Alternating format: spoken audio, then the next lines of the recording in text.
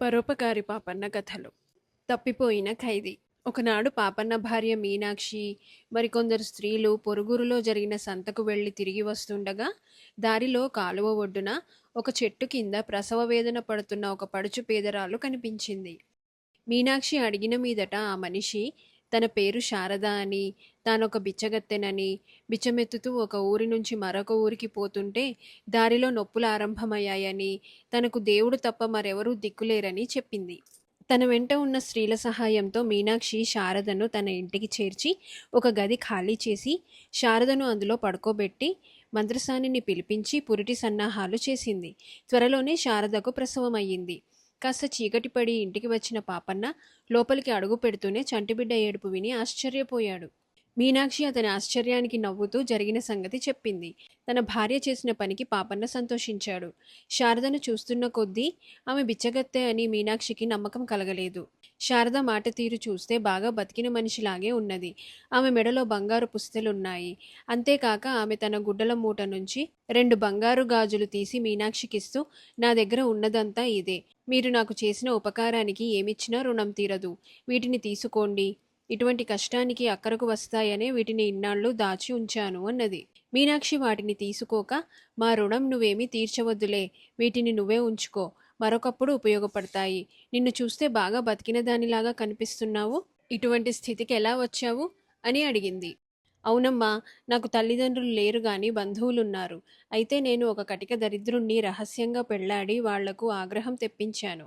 నేను గర్భవతిని కాగానే వాళ్ళు నిజం తెలుసుకొని నన్ను వెళ్ళగొట్టారు. చేసేది లేక నేను నా భర్త ఊళ్ల వెంట బిచ్చమెత్తుతూ తిరుగుతున్నాం. ఇద్దరమూ కలిసి బిచ్చమెత్తితే మమ్మల్ని చూసి జాలిపడరు. అందుకని విడివిడిగా తిరుగుతూ సాయంకాలం వేళ ఒక చోటికి చేరుతున్నాం. నాకు నొప్పులు వచ్చిన చోట మేమిద్దరమూ కలుసుకుందాం అనుకున్నాం. కానీ అది పడలేదు అన్నది శారద.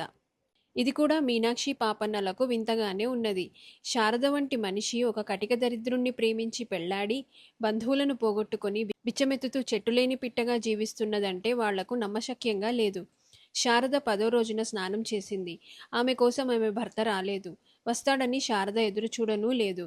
ఇది కూడా పాపన్నకు మీనాక్షికి అనుమానంగానే కనపడింది. మరి 2 రోజులకు పాపన్న ఇంటికి రాజభటులు వచ్చి, ఈ ఇంట్లో శారద అనే మనిషి ఉన్నదా అని అడిగారు. ఎవరా శారద? ఆమె కోసం మీరెందుకు వెతుకుతున్నారు అని పాపన్న రక్షక భటులను అడిగాడు. ఆ శారద మొగుడు పరమేశం హంతకుడు. రాజాధికారి అయిన సుబేదారును చంపి పట్టుబడి విచారణ జరిగే లోపలే నిర్బంధం నుంచి తప్పించుకు పారిపోయాడు. 6 నెలలుగా అతన్ని పట్టుకోవడానికి పడరాని పాటలన్నీ పడుతున్నాము. పరమేశం దొరక్కపోతే పరమేశం భార్యనైనా పట్టుకోమని రాజాజ్ఞ అయ్యింది. ఆమెకు భర్త ఆచూకీ తెలిసే ఉండాలి. అనేక మందిని విచారించగా శారద నిండు చూలాలుగా మీ ఇంటికి చేరి ఇక్కడ ప్రసవమైనట్టు తెలిసింది అన్నారు రాజభటులు. ప్రసవమైన స్త్రీని పట్టుకుపోవటమేమిటి? ఇంత అక్రమం నేనెక్కడా వినలేదు అన్నాడు పాపన్న. రాజాజ్ఞకు క్రమము అక్రమము అంటూ ఉంటాయా అన్నారు భటులు. రాజుగారు ఆజ్ఞ ఇచ్చేటప్పుడు ఆమె బాలింతరాలుగా ఉంటుందని కలగన్నారా? బాలింతరాలని తెలిస్తే అలాంటి ఉత్తర్వు ఆయన ఒక్కనాటికి ఇవ్వరు. నాకు తెలుసు అన్నాడు పాపన్న. రాజభటుల వెంట వచ్చిన సర్దారు చిరాకుగా, ఇవన్నీ మాతో ఎందుకు చెబుతారండి? మేము పరమేశాన్ని పట్టుకోవటం కోసం అతని భార్యను పట్టుకుపోతున్నాం. అది రాజాజ్ఞ. మా విధి మేము నిర్వర్తించి తీరాల్సిందే అన్నాడు. నేనే పరమేశాన్ని, నన్ను పట్టుకుపోండి అన్నాడు పాపన్న. రాజభటులు ఒకరి ముఖాలు ఒకరు చూసుకున్నారు. వాళ్ల సర్దారు మటుకు బేడీలు తీసి పాపన్న చేతులకు తగిలించి, ఇక పదండి అన్నాడు తన వాళ్లతో. ఇదంతా జరిగేటప్పుడు మీనాక్షి అక్కడే నిలబడి ఉన్నది. ఆమె ఏమీ అనలేదు. కానీ శారద పెద్ద పెట్టున ఏడుస్తూ బయటకు వచ్చి, అయ్యయ్యో, ఆయనను పట్టుకుపోకండి. ఆయన నా భర్త కారు. నా భర్త హంతకుడూ కాడు. అంతా అయోమయంగా తయారయ్యింది అన్నది. నువ్వూరుకో అమ్మా, నాకేమీ ప్రమాదం లేదు అన్నాడు పాపన్న. మీనాక్షి శారదను పొదివి పట్టుకొని, ఊరుకో, ఎడవకు, అన్యాయమేమీ జరగదు, అయోమయమంతా సరి అవుతుందిలే అన్నది.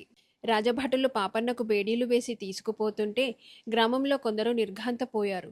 గిట్టని వాళ్ళు, ఈ పాపన్న సామాన్యుడా? రహస్యంగా ఎవతనో చేరదీశాడు. అది గర్భిణీ అయి పాపన్న ఇంటి మీద వచ్చిపడి తిష్టవేసింది. పాపం బద్దలయ్యేసరికి రాజభటులు పాపన్నను పట్టుకుపోతున్నారు అన్నారు. రాజభటులు పాపన్నను నగరానికి తీసుకుపోయి కొత్వాలు ఎదుట పెట్టారు. తప్పించుకు పారిపోయిన హంతకుడు పరమేశ దొరికాడు, పట్టుకువచ్చాం అన్నాడు సర్దారు. కొత్వాలు పాపన్నను భటులను తీసుకుని సుబేదారు కచేరీకి వెళ్ళాడు. కొత్త సుబేదారు పాపన్నను చూసి గుర్తుపట్టి, మీకేమైనా మతులు పోయాయా? ఈయన హంతకుడేమిటి?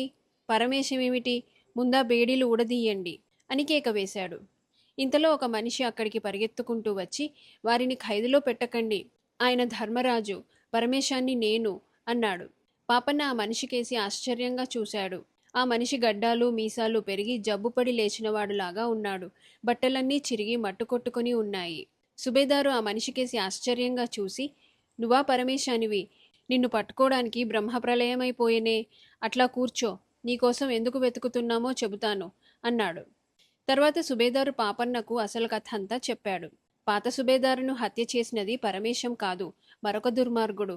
వాడు హత్య చేసిన కత్తిని పరమేశం పుస్తకాలలో పెట్టాడు. పరమేశం సుబేదారు కచేరీలో పనిచేసేవాడే. అనుమానం బలంగా ఉండటం చేత పరమేశాన్ని పట్టుకున్నారు. తనకు ఉరిశిక్ష పడుతుందన్న భయంతోనో ఏమో పరమేశం నిర్బంధం నుంచి తొందరపడి తప్పించుకొని పారిపోయాడు. అప్పట్లో పరమేశాన్ని పారిపోయిన హంతకుడుగానే భావించి పట్టుకోవడానికి ప్రయత్నించారు.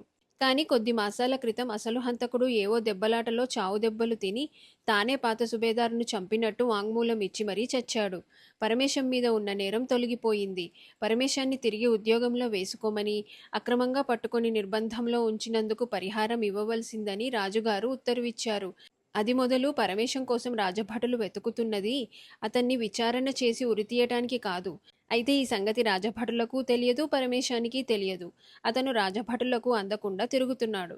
పరమేశం ఎంతకాలానికి దొరక్కపోయేసరికి కనీసం అతని భార్యనైనా పిలిపించి ఆమెకు పరిహారం చెల్లించమని రాజాజ్ఞ అయ్యింది. దాన్ని కొత్వాలు రాజభటులు ఈ విధంగా అమలు జరిపారు. సుబేదారు జరిగిన పొరపాటుకు పాపన్నకు క్షమాపణ చెప్పుకున్నాడు. చాలా సంతోషం.